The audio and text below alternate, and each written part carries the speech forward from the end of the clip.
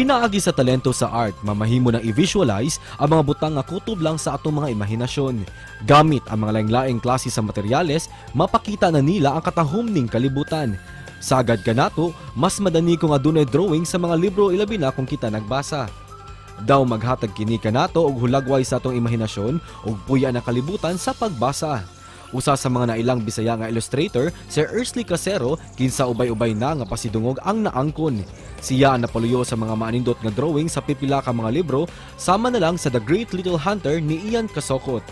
Karong buntaga, atong sudungon ang iyang kalibutan sa art ug atong tan-awon usab ang pipila sa iyang mga obra dinhi lang sa GMA Regional TV Live. Atong hinabion ang proud bisdak nga illustrator nga nagpaluyo sa mga maanindot nga mga drawings. Atong makauban karon, Hersley Ven Casero.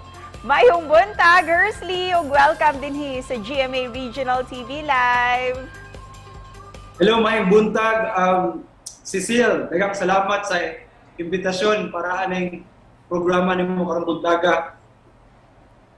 Isgutan ta kining imuhang talento sa art. Unsa nga genre sa imong art nga imuhang gustong ipakita sa ato ang mga viewers ug syempre kinsa pud ang imuhang mga giidolo gipang look up nga mga artists?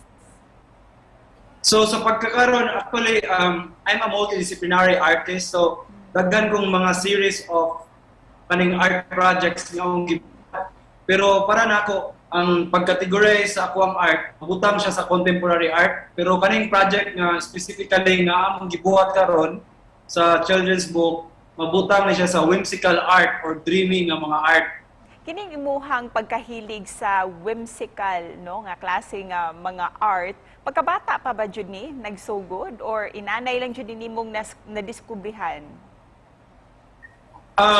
I don't know kung katong bata ko kahibalo na ko nga mao ni siya ang whimsical art. Pero one thing for sure nga akong hibalaan nga bata pa ko, ganahan jud ko mubasa og mulantaw og mga children's book. Isip usa ka illustrator, unsang klase nga fulfillment nga nahatag niini sa imuhang kaugalingon ug sa imuhang pamilya usab? I think para nako mura bag maka-feel ko usahay nga fulfilling ang project, especially nga first ma-feel ako na satisfy na ako ang art desire nga mugamaan nga mga project. At the same time, mura siya og mo-double akong happiness kung makabalo ko or ang success para nako ni-double siya kung kabalo ko nga na proud ang akong pamilya. Busa sa mga literary pieces ni Palangka awardee Sir Ian Rosales Casocot, we found out nga ikaw ang iyang illustrator. Unsay paagi nimo sa pag-conceptualize sa illustrations nga imuhang nahimo para sa maong libro? So I think if I'm going to rewind and try to remember kung saan ako nang paggawas ang mga illustrations, I think for me it was a very good, amazing among collaboration ni Ian. Kay this is not actually the first. Years ago, nakapagawas na po ng libro, and then si Ian magod, it's not only he's a writer and then murag random writer nga akong nailhan, but he's also a friend.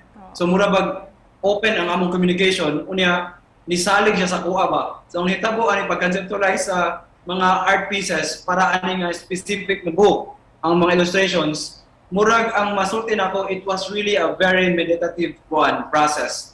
And how proud are you, Hersley, nga pinaagi sa imuhang talento, ikaw ang maka-visualize sa mga gustong ipakita sa mga writer? I don't know if I will say I'm very proud. Very, very proud. But yes, I am. Nalipay ko ani nga project. We're very, very proud yun na nahitabo ni siya kay kung among hunaon mga muna siya 3 to 4 years na gani in the making. Unya, at least karon mura bag from a dream, now it's a reality and so many people are enjoying it. And with that, we won't miss this opportunity na makita ang imuhang mga artworks. Pwede ba nimong ipakita ang para nimo ang mga one of the best nimo nga mga artworks? Okay. Wala ko gadala ron sa artworks pero you can actually check it out sa hersleycasero.com. Ang naan ako karon ang libro gyud kay recently ay time sana Na ko'y sample diri kay naa mi diri sa dakong balay, na ko'y sample. This one is part of the exhibition nga among gibuhat sa miaging bulan. Ang nakakuha aning original nga painting ani actually is a Filipino-based nga kuan social worker nga naa karon sa New Zealand. So mga sample na sa akong trabaho nga again this dreamy and whimsical art. So ako ipakita lang nimo sa dili kani ba kanipod no, part ni siya sa Archipelago series. Ang nakakuha aning original ani is a Pakistani art collector. So daghan kong mga works nga punta ipakita ninyo, pero ako lang i-share ninyo ako ang website, and you will see the variety and different mediums nga gamit o ang mga art concepts nga akong gi-explore. Congratulations ha, maka-proud kaayo nga usa ka bisdak ang nakamugna ni ana nga mga artworks. Busa Hersley, isip usa ka artist, unsay reaksyon nimo kabahin sa mga tawo nga nag-ingon nga wala kunoy kwarta sa art? Oh my God! Kani nga question kay Murag lisod-lisod.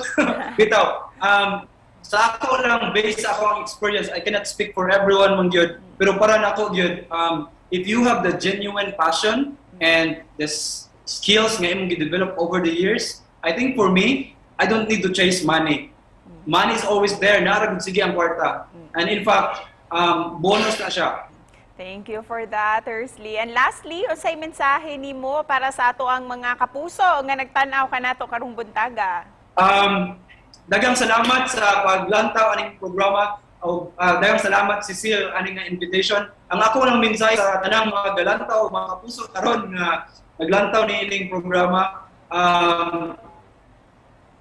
support the local art scene in your community kay importante pud kaayo nga samtang naay artist nga nabuhi ug nagsibya sa ilang mga gibuhat sa inyong komunidad, kinahanglan siya sa inyong suporta gyud. Labi na kung ato mga artist nga gasugod ug atong mga artist nga mga patan-on nga mga artist.